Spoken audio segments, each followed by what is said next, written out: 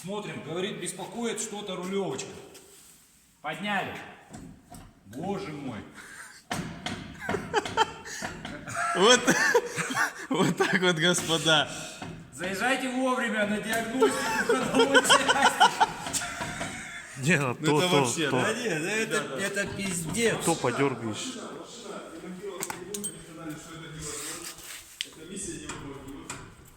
Колеса живут своей жизнью.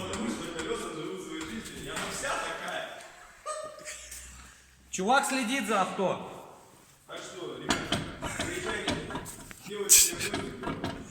Лучше раньше, чем поздно. К этому. Пиздец. Хождение поправить. Ага.